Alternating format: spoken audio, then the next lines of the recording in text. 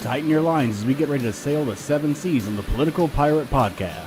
Join Captain Ted Yoho and the salty dog John Martin as they search far and wide for the greatest treasure of all, the truth. From local Florida news to nationwide stories and the globe beyond, we've got it all mapped out. Now here's your hosts, the salty dog John Martin and Captain Ted Yoho. Well, good morning, everybody, and welcome to the 3 Ps, the Political Pirate Podcast, featuring yours truly here, the old salty dog and the captain of our pirate ship, Ted Yoho. Now we're on at noon every day. Make a note, everybody. We're now at noon every day across the same networks we were before. Good morning, Ted, or I should say good afternoon, sir. How are you? I'm doing great. Good to see you, John. I see you're tactically dressed to go out to slay some fish, no doubt, pretty soon. Good to see you. And yeah, we're moving to noon. Well, I'm located here in Fort Hawthorne, so I'm kind of, in hiding and impending, attacks by all these people and everything. I mean, it's unbelievable what's happening in our country right now, Ted. It really is. It's a different time in America, but this isn't a new movement. This is something that's been going on since, you go back to the Revolution. You had Shays' Rebellion. You had the secession of the states. South Carolina was going to pull out under Andrew Jackson. And then Aaron Burr, he was going to start a new country after he assassinated Alexander Hamilton. And then we had, of course, the Civil War. And so there's always been that conflict. This one's different because this has been a long time making. And I saw it under Woodrow Wilson. And then it escalated. And, of course, we had the infamous fundamentally transforming America under hope and change President Obama. And we need to come together as Americans. And, we've got too much to lose to let these do that. You're absolutely right, Ted. It's some form or fashion has been going on since the founding of the nation. I guess a couple of differences. The main one really is we're probably less prepared as a nation for it because we know, like Ronald Reagan says, these liberals know so much that isn't true, and people voting for them. And the other thing, you can't really ignore it because it's coming into your living room every night on the TV and on social media and your cell phone and all of that. And it reminds me of what I've said many times before. But what Khrushchev said that that Russia wouldn't have to fire a shot back in the 50s, said because we would literally sell them the rope to hang ourselves with. No, we would. We will. Go ahead. I'm sorry. And again, the difference is in the past we had a well-educated population for the most part. We came out of World War II. We were anti anything that wasn't America, and we were the ones standing up around the world against communism. Eisenhower kind of got hoodwinked to go into Vietnam. Yes, that was a communist movement, but it was more to protect the French colony of Vietnam because they were trying to colonize it and had done brutally for 40 years. Before that, the Japanese did. But we were smart. We were taught the basics of America. We had come out of the Great Depression. We had gone through and come out of the Second World War, the Korean War, and people loved America. It was the melting pot, John, as you've talked about before, the crucible where everybody came in. There was strife between different ethnic backgrounds, but they came together as Americans. What's different today is our education has gone away, teaching Americanism versus communism or the American values. And what's replaced it is this growing from Clower and Pivens out in Stanford to the Saul Alinsky's to that educated Hillary Clinton, and Barack Obama did his campaign opening in Bill Ayers, the founder of the Weather Underground, all anti-American groups. And so now this is percolated through our university.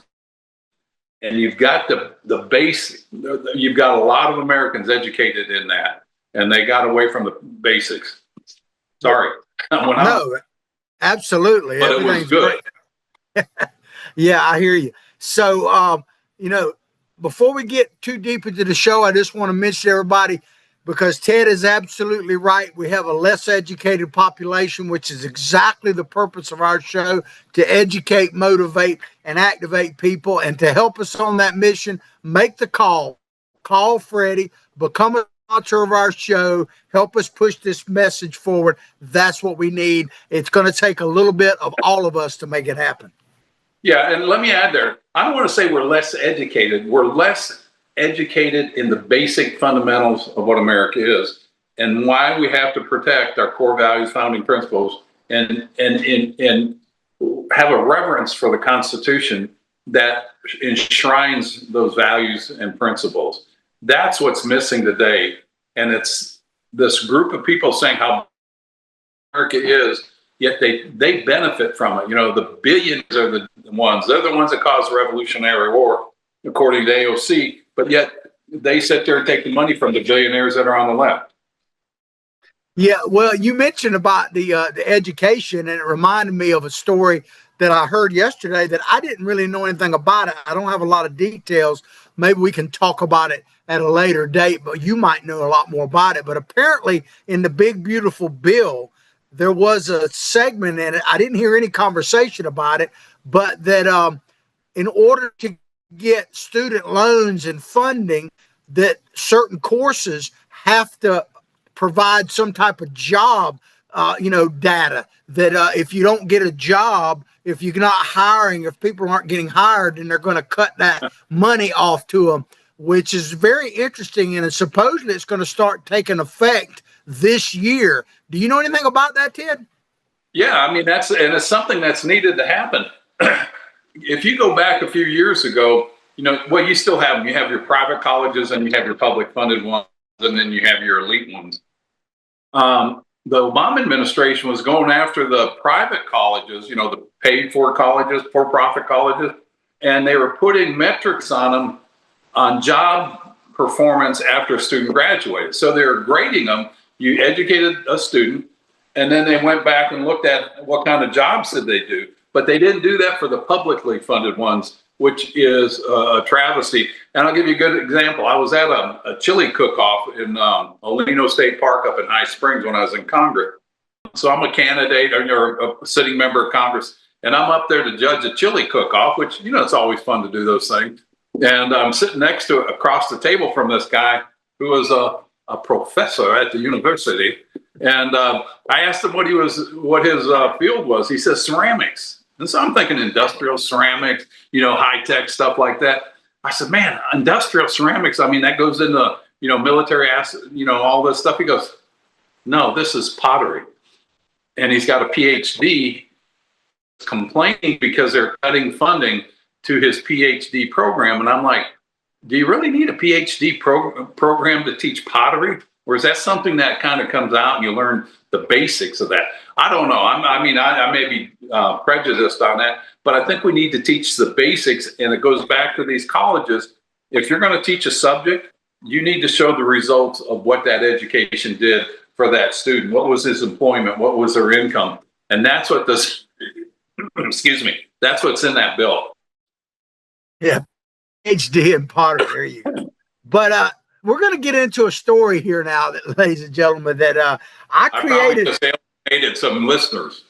I created this title myself, so I got to read it, and I'd love to get your opinion on this title, Ted. I created it: Nazi, sex addict, pedophile, deadbeat, serial abuser, rapist, pushed out by Democrats after getting 73% of the votes. Why would they do that? That's my title, Ted. Again, if you go back and look at this movement, it started off more organic with Eugene Debs, who Zohran Madani praised at his when he won the election for the mayor of New York. He praises the guy that started the Socialists of America. So now you get up to this point, and what's happened is that movement has gotten very organized, and there's people out there drafting people. The people that got Graham Plattner, they said they went through thousands of applicants. They were screening people like a movie set, screening somebody. And so this is the best they could do. And they paid lots of money to do background checks. And when they got interviewed, the people doing this, the screening, they were asked, well, did you know some of this stuff was coming up? And they said, yeah, we saw some of that, but we thought we could get by that. And so they sell this guy to the people of Maine, and then they get the uneducated members of Congress, House and Senate, to stand behind him. Now, you've got that great video of Elizabeth Warren. And I think that's just great. And I'll just shut up there. But this is a movement. It's an orchestrated thing. It's not about values and things like that. It's about winning so they can have power and really finish the hope and change and fundamental transformation of Obama. Don't anybody forget, this started under steroids under Barack Obama with hope and change, and we're going to fundamentally transform America. This is the fundamental transformation they're bringing to America and your children and grandchildren. Well, I got a friend of mine, I think I've mentioned him before on the show, that has a very strong connection to Maine. He owns quite a bit of property up there, both commercial and real estate and stuff like that. And he's very fond of it. He spent many years up there at different times. He's got property in Bar Harbor, and he goes up there about every quarter or so. And he's been up there recently during all of this stuff. And he was saying this one place in Bar Harbor, because he knows Plattner, not like personally, but he's known of him for a while, mainly through his parents and all that kind of. But there's a bar up there, I don't remember the name of it, it doesn't really matter, in Bar Harbor, that Plattner literally got thrown out of multiple times and eventually banned from coming in there at all. But then fast forward, this was several years ago, fast forward to the recent history, and on election night, the primary, it was like the Watch Central place. He visited it many times, and it was nothing but, I mean, they literally had pictures of him in the past saying, you know, this guy's banned, to now he's like the king of the palace, so to speak. It's that's just really, I don't know what you want to call it. It's just sad that people will change that much because of a populist movement. They think he's healed. And, when you go back through there, he's an oyster farmer. If you read the background on him, he became an oyster farmer. He came from a wealthy family. They sent him to private school. Yes, he did go into the military. Yes, he was over there, and we appreciate that service. But then he comes back and he becomes an oyster farmer here in the last not too many years. And he had one client. It was his mother, who owns a restaurant.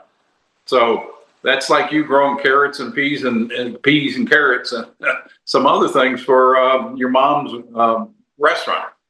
Are you a farmer? I guess you are, but don't make it sound like you've been hard at it all your life growing crops. Absolutely. Well, you mentioned Elizabeth Warren. We got a video now because all of big time leaders, interestingly enough, the only person that really didn't officially endorse him was AOC. I don't know if that means she's smarter than the rest or what, but she didn't. But all the other leaders of the Democratic Party, including wannabe presidential candidates like Liz Warren, Ro Khanna, Bernard Sanders, Chuck Schumer, I mean, the list is long, endorsed this guy. I want to play a snippet from a recent, like 2 or 3 months ago, campaign rally that Elizabeth Warren had for him. And I'm just going to play about a minute of it, but I think it pretty much sums up the ridiculousness of the leaders that endorsed this guy. Let's play this and we'll come back and talk about it. Check it out. It's rigged, without hesitation, said, when none of the bankers went to jail.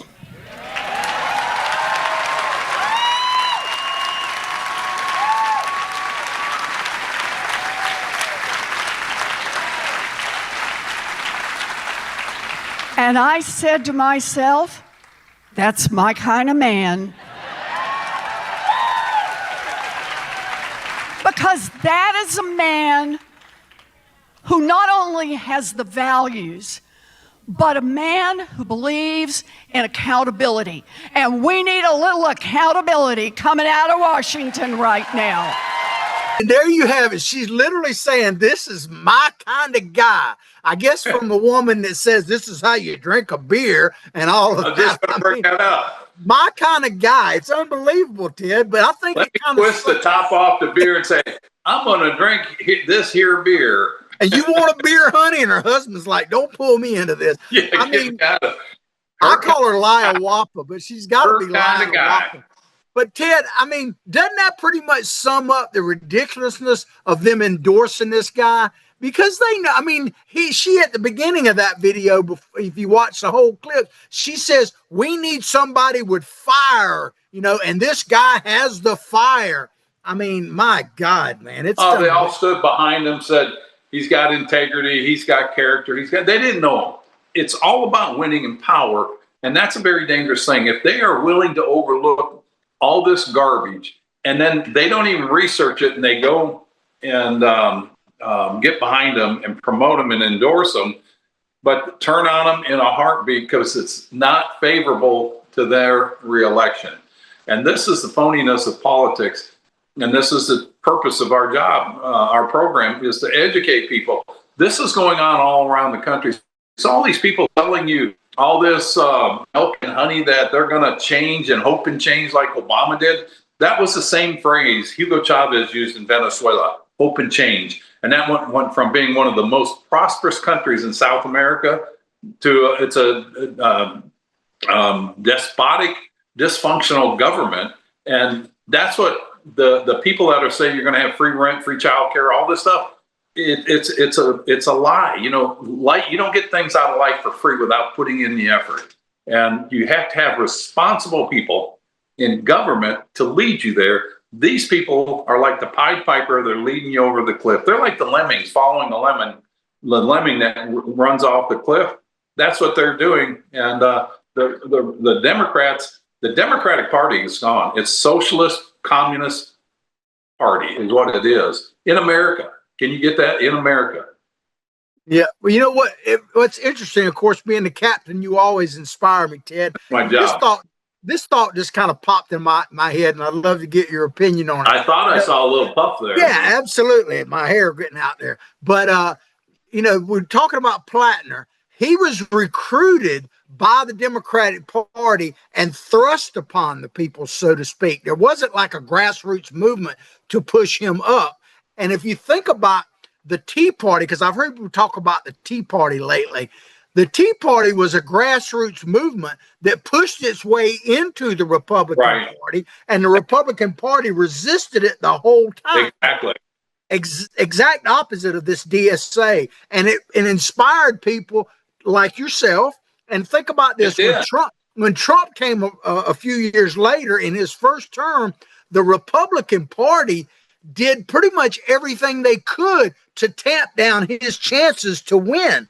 And they really did the same thing in his run for his, most recent 47 second term. But in the first term, the people pushed Donald Trump forward, really. I mean, he was known, but it was the people, because if you think about it, the Republican Party, right or wrong, they tried everything they could to squelch Donald Trump's candidacy. But the people said, no, we're ready for some real change. And they thrust him up. Both the Tea Party before that and him were generated by the people. Totally love it, hate it, or whatever. But it's totally opposite of what's happening in the Democratic Party. It really is. And, Tom Hayes Morrison, when he had his show, he said something, I was on there, and it was, it's not the party, it's not Republicans and Democrats. It's the party of big government. Big government wants to stay in power. They don't care if it's a Republican or a Democrat. The whole big government is the bureaucracy, the deep state. They want to keep control of that. And the Tea Party came from the people up. This is an orchestrated movement. The Tea Party had no national leader. They didn't have any lobbyists. Like you said, it was very grassroots. When we went to those rallies, it was people like you and me. There were all demographics that were there. Their grandfathers with their grandchildren or grandparents with their grandchildren. And so it was very organic in nature because that was the sentiment of America.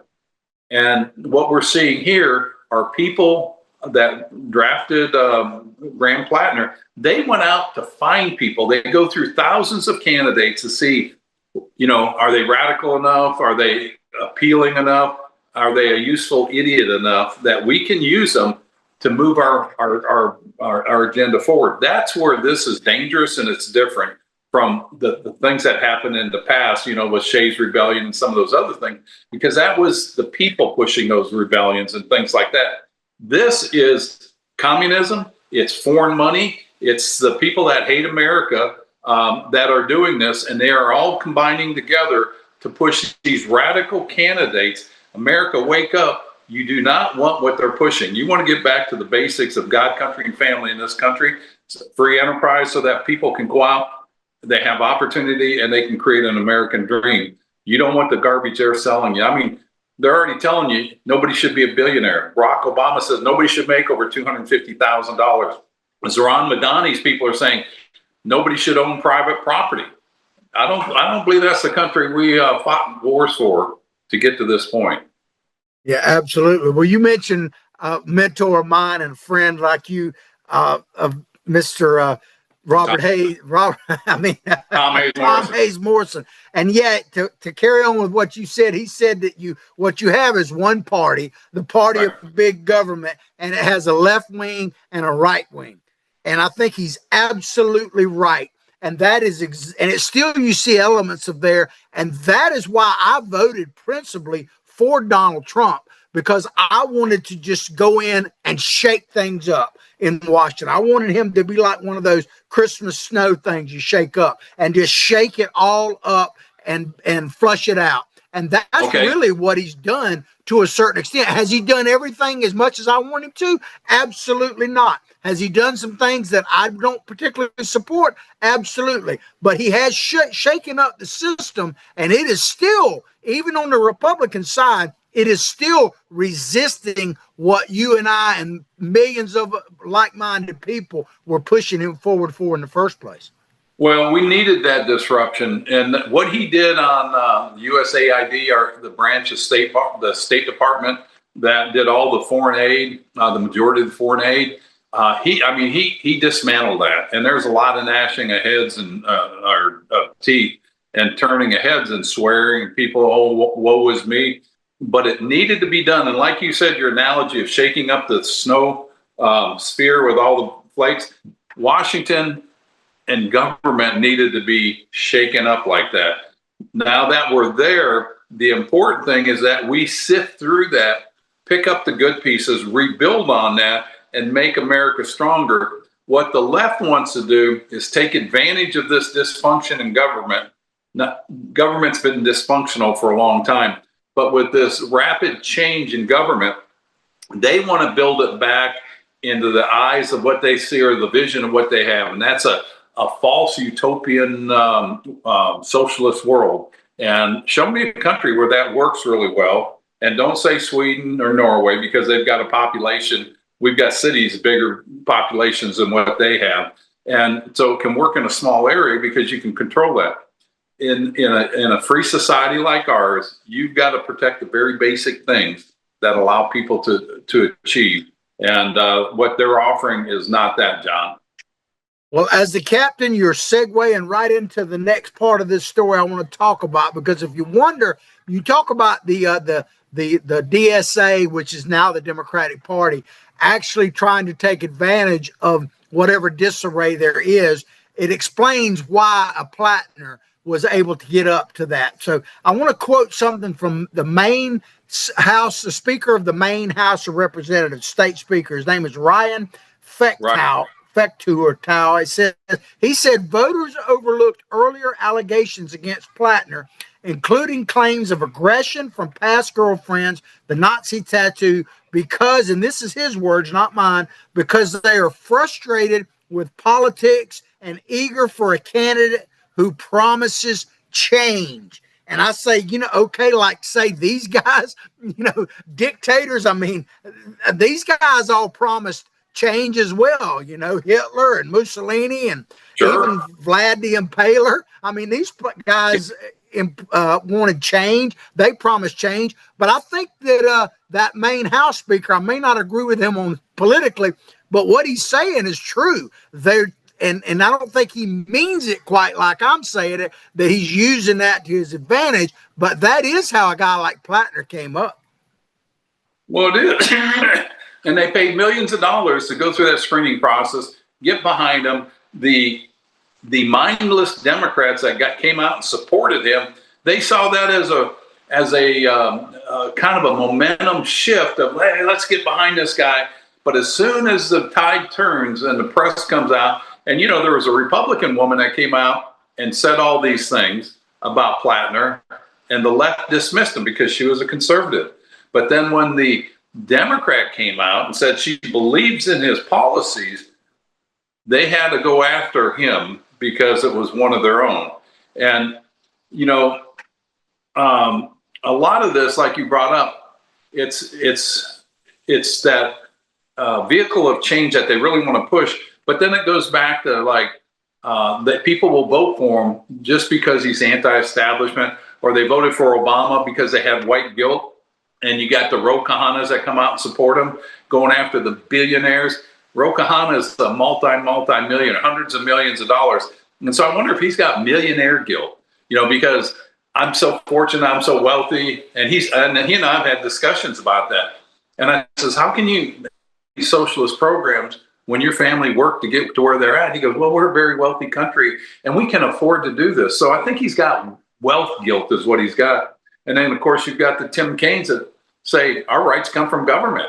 And Graham Plattner would be a useful idiot for that kind of an agenda, as the other ones are. And listen to this, Ted. So the main Speaker of the House, Representatives in the state of Maine, he was talking about Plattner. He suggested that Plattner's rise reflected voters' willingness to take risk in hopes of political and economic change.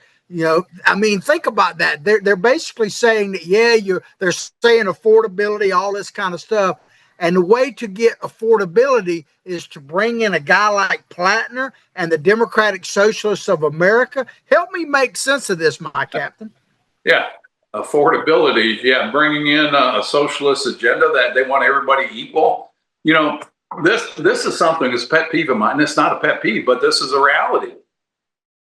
People are looking for government for affordability to help with the affordability crisis. Why is there affordability crisis? Well, we're $39.7 billion in debt, and we're spending $1 billion a day, over $1 trillion a year, to service that debt. The value of the dollar since 2000, whatever cost $100 back then, costs $130 now. So you want to talk about the cause of affordability, people not being able to afford? It's the government policies that have done that, and they're looking at the government to solve this by giving more free stuff out, which is going to increase the debt. There's got to be a reality check in this country, and I hope it doesn't come at the expense of the dollar collapsing or getting thrown off the petrodollar. I think eventually we need to go back to a reserve currency that is backed by real stuff. It's over. Absolutely. Well, to quote what that Speaker of the Maine House of Representatives said, hopes of political and economic change. Okay. So DSA is going to bring that. So if I'm understanding this, Bernie Sanders and AOC are Main Street USA now. Yeah. They're the Main Street of the Democratic Party, and they're going to bring us political and economic change. I will guarantee you that if they become the leaders of this country, they will absolutely bring political and economic change. There's no doubt about that. I don't think you're going to like it, but they will bring change. They really will. And, this is, again, people need to wake up to reality. I think we've all come to a point, especially if you got a little age on you, that nothing in life is free. You've got to have certainty in what you do, and you've got to have certainty in your government. And if you don't believe that, look at the uncertainty in the world today. Look at how NATO's pulling away from America. Look at how Canada is pulling away. Look at how the European countries are pulling away from America because of uncertainty. We've got to get back to the basics and put out there on the world stage and in here in domestic policy. This is America. This is who we are as Americans. This is what we stand for, and move that direction. and don't hire these people by electing them that are extreme to the right or extreme to the left. We need to focus on what's best for this country. And you keep talking about the DSA, and it's interesting because I've listened to you. The DSA, Democrat Socialists of America, is really, people aren't talking about the Democratic Party anymore. They're talking about the DSA. That's how rapid this change has happened. And there is no Democratic Party anymore today. There is no Democrat Party. It's the DSA Communist Party. Absolutely. Well, we're going to take a quick commercial break. Before we do, I just want to mention again, make that call Freddie, help us to keep educating, motivating, and activating people. Take us to break, Ted. We appreciate everybody listening. Please share our message far and wide to all your friends, all your internet connections, and we'll take the bashing from the haters out there.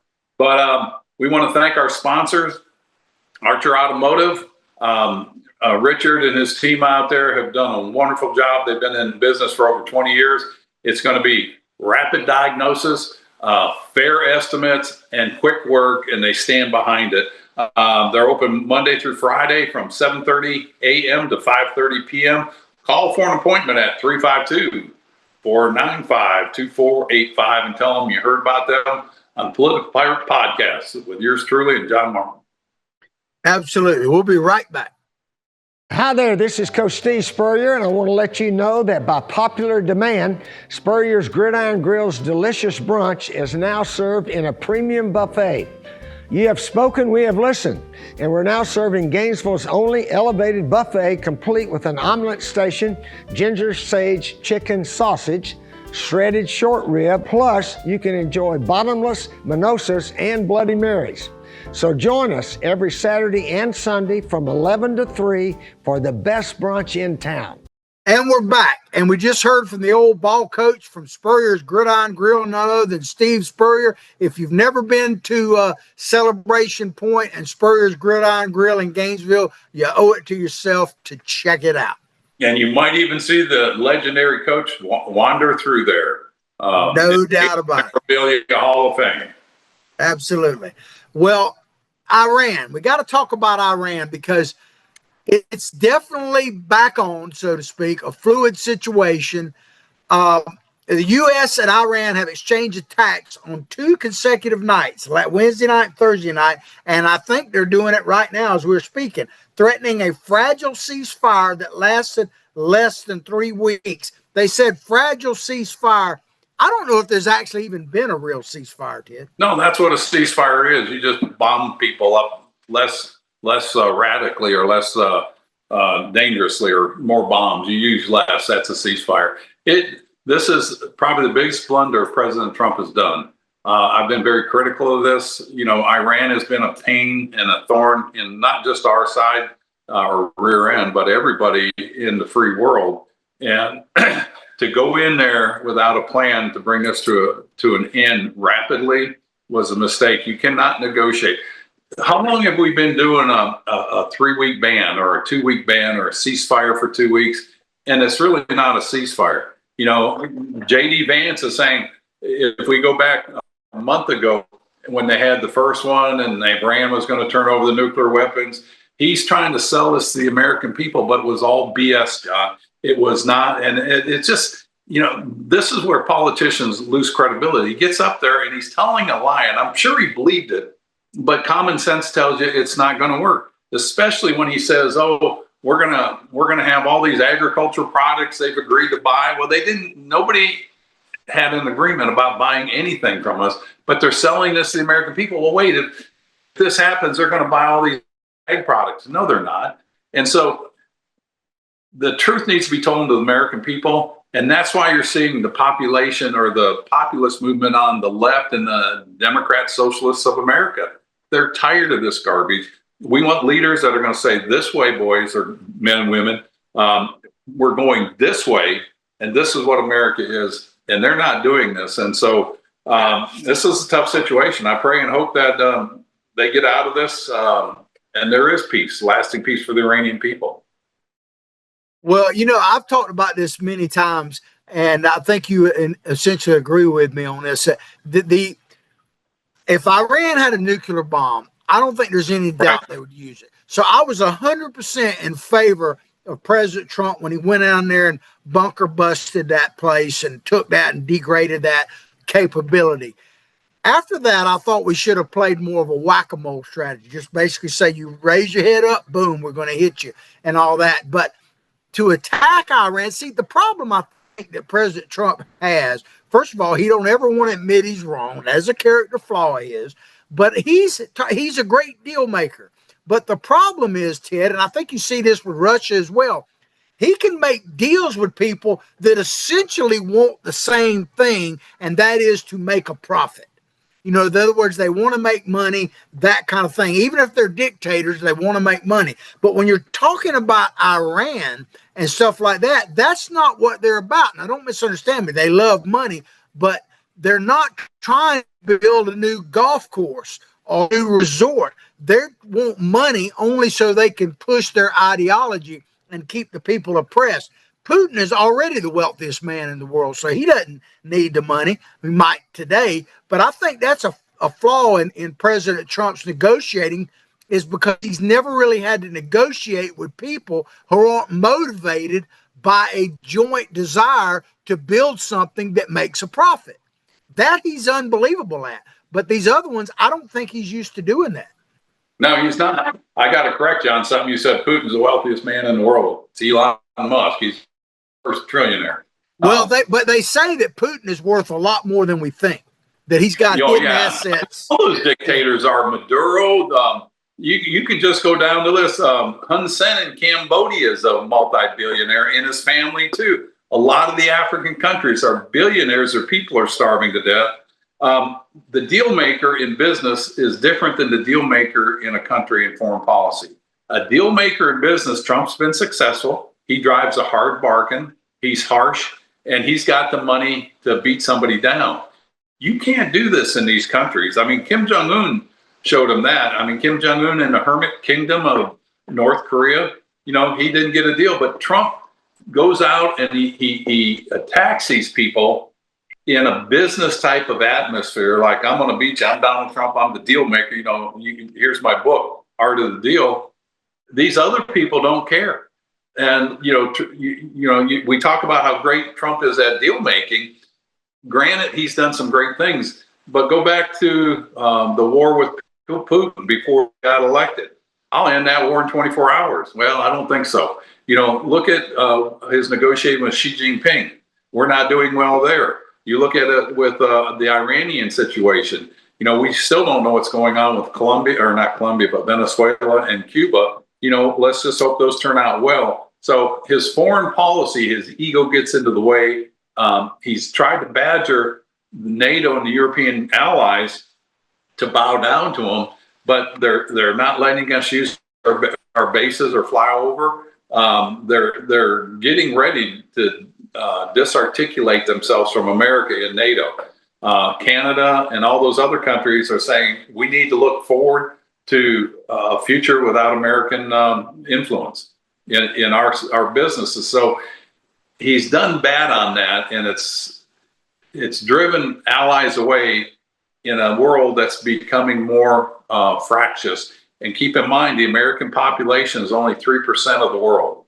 And we need to have strong alliances, partnerships with other countries. And like I said, it's that snowball. You shook it up, and all the pieces are fluttering around. As the ashes or snowflakes fall to the ground, this is the time for new direction in America and build strong coalitions around the world. I don't want to be subservient to any other country or any other world organization, but it's time we take leadership in our own country, and the rest of the world will follow. Yeah, and while you were talking, I was thinking about, the Abraham Accords and the things he's done. Those are great.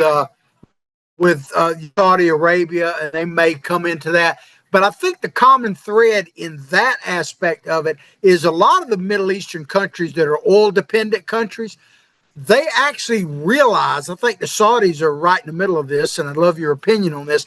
I think they realize that oil itself is a finite resource. Sure. And that they may have enough for the next 100 years, but at some point, they're going to have a different economy than just oil. So they're trying to take advantage of the money they have now to build a different economic model going forward, because they want to last forever and a day, and I don't blame them. So I think Trump is able to negotiate with them because they have that same mentality, maybe for different reasons, but to build wealth different than what Iran is, which is totally fundamental. Fundamentalist Islamic nationals. It's a different situation. No, those are business deals, and you're absolutely right. The Abraham Accord was Trump's biggest winner in foreign policy, and I commend him. And I was there when they signed that, and it was a historic moment.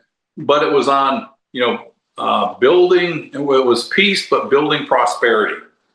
And you're right about the Arabian countries, the oil-rich ones.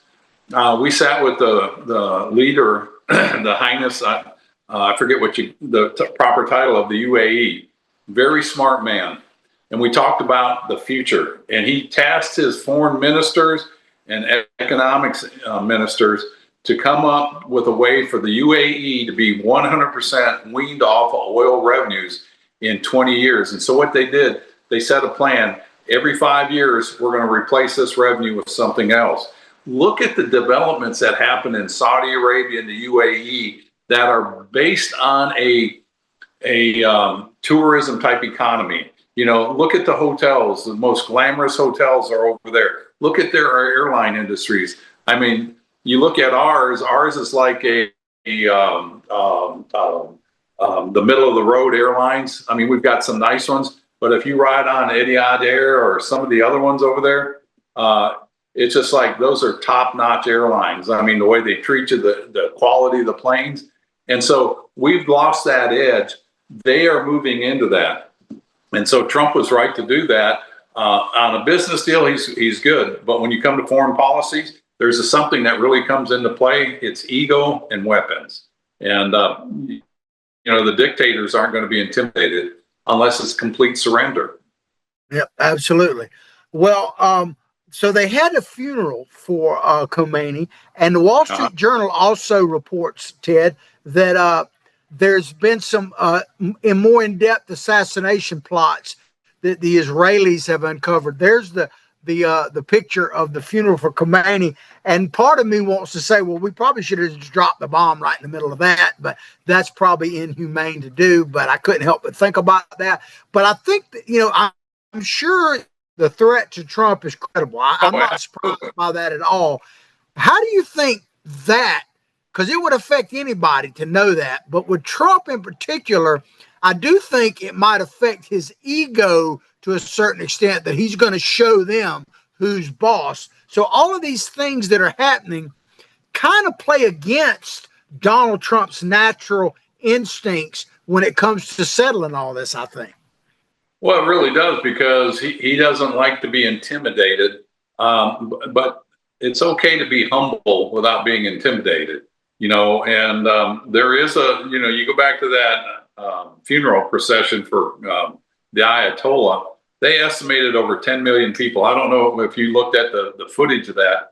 I mean, you saw people wall to wall for as long as you could see. And yeah, I mean, strategically, a big nuke right there would have been one. I don't want to say, but it would have done it. It would have changed the region.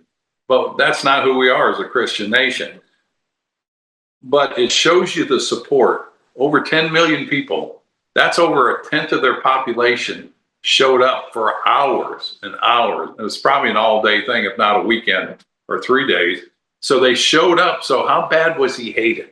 If a tenth of their population showed up, and there's probably people that wanted to go that they couldn't. So we've unfortunately, it's almost like the Emperor of Japan when they found Pearl Harbor, and he says, "I fear we've wakened a sleeping giant." And, absolutely.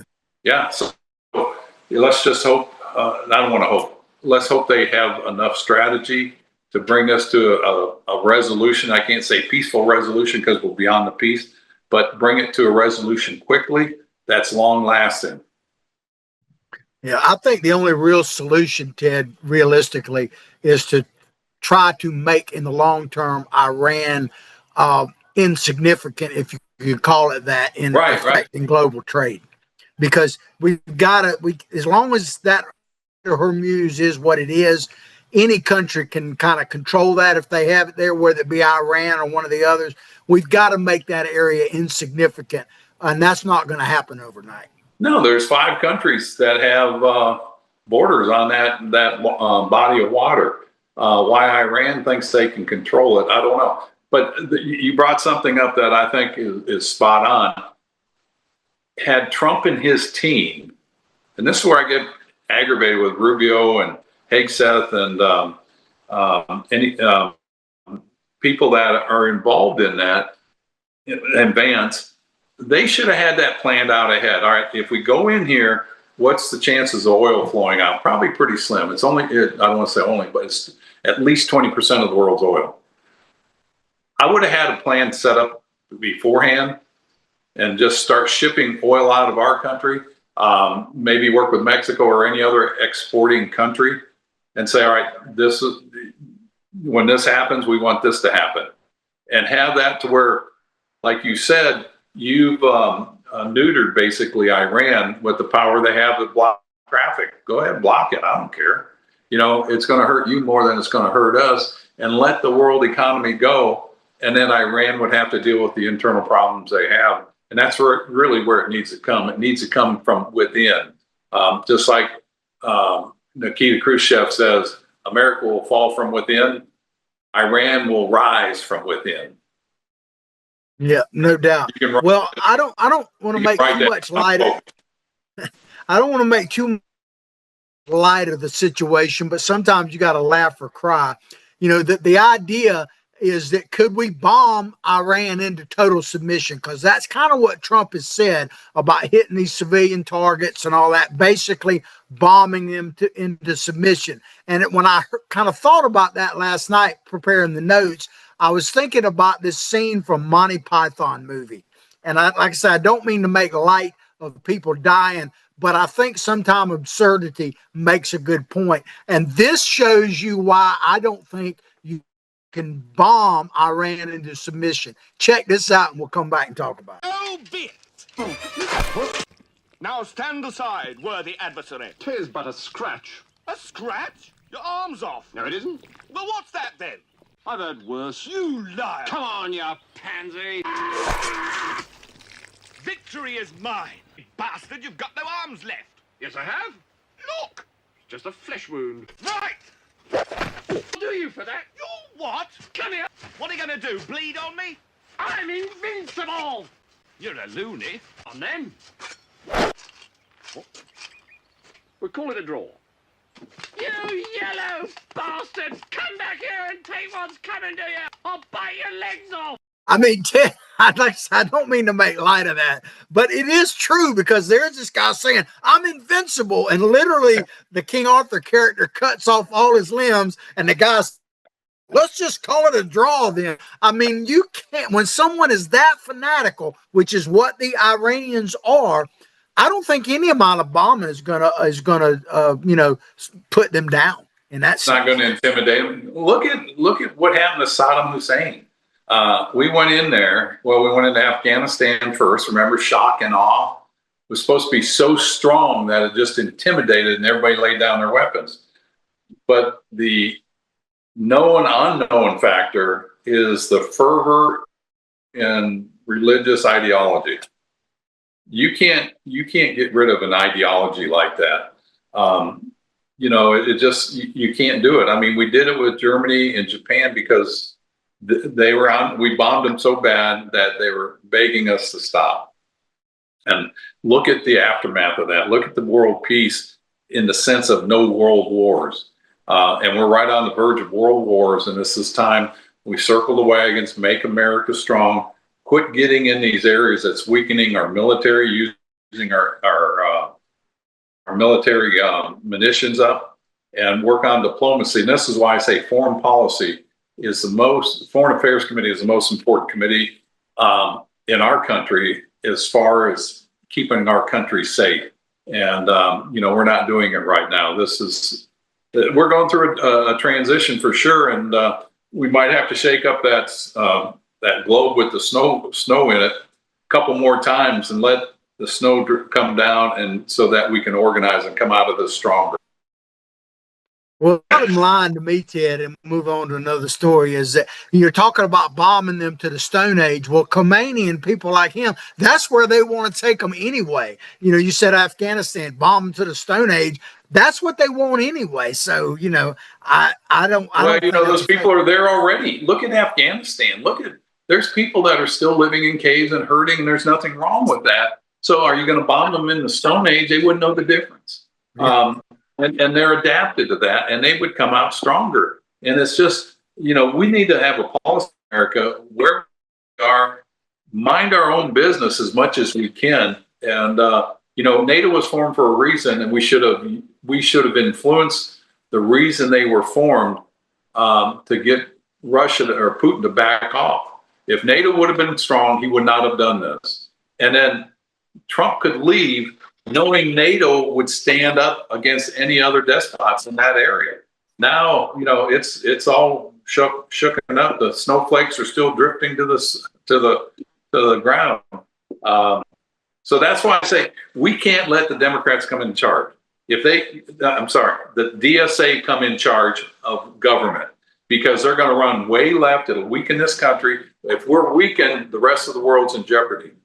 This is a time for conservative Americans to come together stronger than ever and bring back majorities in there. And I'm truly convinced there'll be a president that comes in the future that will lead us in a different direction for the future posterity of this country. Yeah, I remain hopeful on that as well. But you mentioned DSA.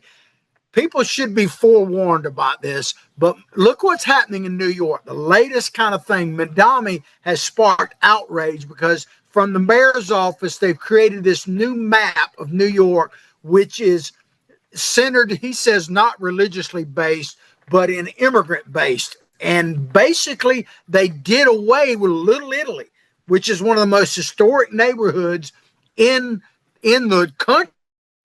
And, the Italians and the Irish built New York. Yeah. Let's face it, they did. And Mandami has wiped off the map, the Little Italy, and it's sparking some outrage. But I hate to say I told you so, but I told you so. Yeah, wake up. I mean, this is going to come across America in these big cities that are liberal like that. And it's going to happen. And people say, how did that happen? And like you said, wake up. Yeah, all you really need to do about map, I always go back to the map in San Francisco. The liberals out there, there it is, the poop map. There's literally a map in San Francisco to deter you from walking through areas with heavy poop. And we're not talking about doggy poop. We're talking about human feces. So in San Francisco, they took California from what I call the jewel to the stool. So this has been happening for a while. And Mandami is going to do the same thing to New York City if he's not stopped. Well, that DSA party, yeah, you're right. It'll start in New York. New York's already got that. I mean, they've got those open prostitute areas, and AOC thinks that's fine. Let's do that because, and they want to give. I think they want to give prostitutes can't work. I think they get benefits. They want to make it workers. legal. They call them sex workers, Ted. Yeah. Because the reason they say that is because they say, well, all they're workers. All workers should have benefits. Right. Okay. It's crazy because you get back away from the religious principles this country was founded on. There's a great documentary or a show going. It's not a documentary, but it's The Great Awakening. And it's about not Ed Whitfield, the Reverend Whitfield, Joe Whitfield, I think it is, Joseph Whitfield, about how he started in England as a evangelical preacher. He got booted out of England because he was too radical preaching, but he was preaching the word of God. Came over here, and Ben Franklin was talking to his grandson, and his grandson goes, was this during the revolution or after the revolution? He goes, this started the revolution because it was an awakening of our founding principles and the rights of man, and that our rights come from a creator. And it's an interesting show on there. It's about a 2-hour one. I would highly recommend it. Just like I would highly recommend watching our show and liking it and sharing it far and wide. Do this anywhere. Well, that's going to do it for our show today. We hope you like it enjoy it as much as we've enjoyed putting it out to you. Please like what we're doing, share what we're doing. Remember, make that call. Call Freddie. Remember now that we're on live at noon on Mondays and Fridays now. Of course, you can watch us on demand at any time. Ted, take us out, sir. Yes, sir. I want everybody to have a wonderful weekend, safe, enjoy the outdoors. We are in Florida, and it's the boating capital of the world, but be safe. And as you're driving around, if you have any car problems or you're worried about the maintenance on your car, call Archer Automotive and Transmission Repair, your full diesel and truck specialist in Gainesville, Florida, centered in Archer, Florida, the metropolis of, and they're open Monday through Friday, 7:30 a.m. to 5:30 p.m. Call for an appointment at 352-495-2485, and you tell them the Political Pirate Podcast sent you. Take care. Have a great weekend. Peace.